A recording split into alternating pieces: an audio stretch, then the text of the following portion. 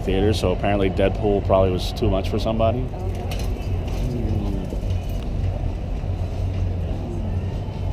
Honestly, that's weird to have a stretcher go right behind us. Yeah.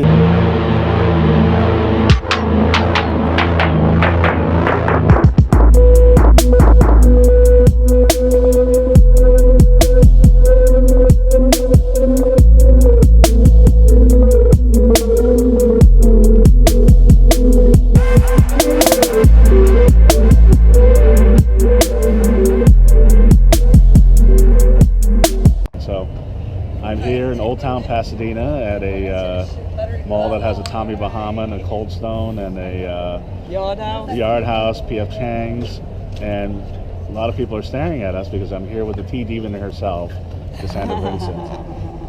Now, what is a tea deviant? Oh my gosh. Well, for me, I sort of feel like when people have tea, they should be able to have it however they want to have it. Like when I started the blog and the videos, I didn't want to tell people what they have to do, which is a lot of what I encounter in tea. Is, oh, you're doing it wrong, you should do it this way. So whatever information that I disseminate, some of it's my own personal experience as I learn more about tea, and other is, you know, solid stuff I've learned from tea professionals, but as a guideline, not as a hard line. You know, you don't have to stick honey in your tea or sugar in your tea, stick jam in it. You know, whatever tastes good to you, no one has your mouth on. Is jam good? Yes. Jam and tea? Fruit jam. Like a black currant jam. Yeah. Or, you know, it doesn't even have to be the chunky preserve. It could be a jelly. Right. So do you put like sugar and cream in your peanut butter, or? I haven't tried that, no. But I mean, really, what's the difference between putting that marshmallow fluff with your peanut butter? There you go. What about marshmallow fluff in your tea? Oh, I haven't tried that one. That would be kind of making like a hot chocolate adjacent. Yes, yes. Maybe I have to put that one on. Yeah. Now we're talking. Getting ideas now. We're talking deviancy. So you are the. How did you become the tea rebel?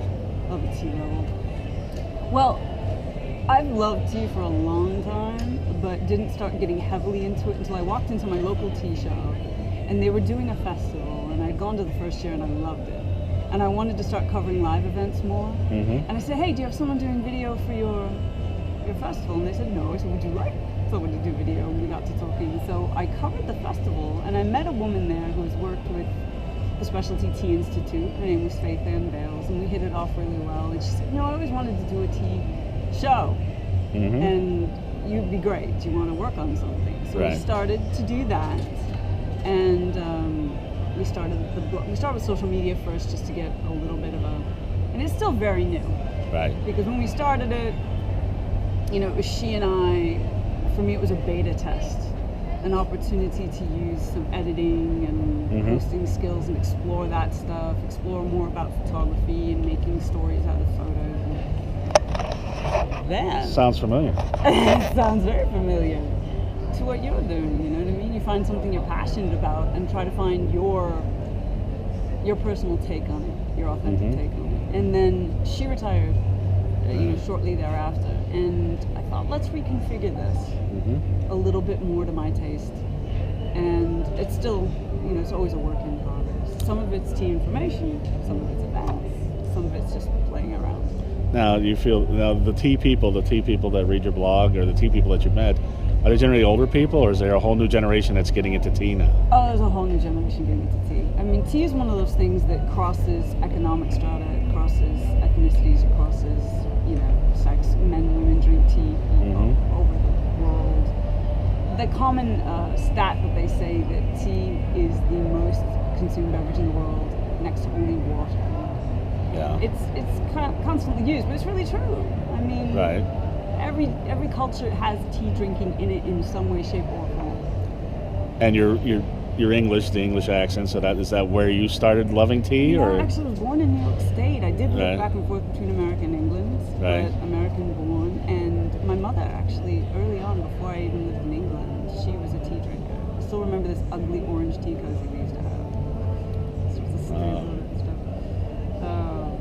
But yeah, it started then, and then in college is when I really started to go, okay, what else is out there? And going to tea shops. So most college students are smoking pot and drinking, and you're drinking tea in your dorm and prepping yourself for future life. Can you list the top 5 that you could recommend to our viewers? Okay. That they may not have heard of. The that they may not have heard of. Well, what we're going to be drinking today is Okay. it's a relative of Lapsang Souchong. It's cheers. It's a Russian samovar. Oh wow. smoking. Ooh. And I'll tell you how. And by the way, you've got this little tea thermos sort of thing. It is. This one is just a basic, very, very abused, much used thermos, but it really keeps the tea hot. I have some prettier ones, and I brought the old standby. Right. But this tea, okay, way back when the tea trade was through caravans between China and Russia, they would store the tea near the fire, to prevent it from getting too wet. Right. Teas are one of those crazy things where you want this perfect balance of humidity. You don't want it to be so dry that it starts to decompose and crumble and become powdery. Right. You don't want it so wet that it starts to mold, mildew, or anything like that. Right. But the smoke from the fires kind of imbued the tea with a smoky flavor. Right. And that was just from the traveling, and it became a desired taste. Right. Such that now you can actually purchase it made that way. Right. So I brought you one that's kind of bold. Okay. Cheers. Cheers. Give it a try through to them. And you may want to give it a little bit of a slurpy action. Oh, okay. I'm swishing it around and getting the fragrance. You get a little bit more when you do the slurp. It aerates the tea, kind of like with a wine. They have those I know what you wine mean. aerators. Yeah. It's a little bit of a Similar. different taste. Yeah. You're your own aerator with your mouth. I like it.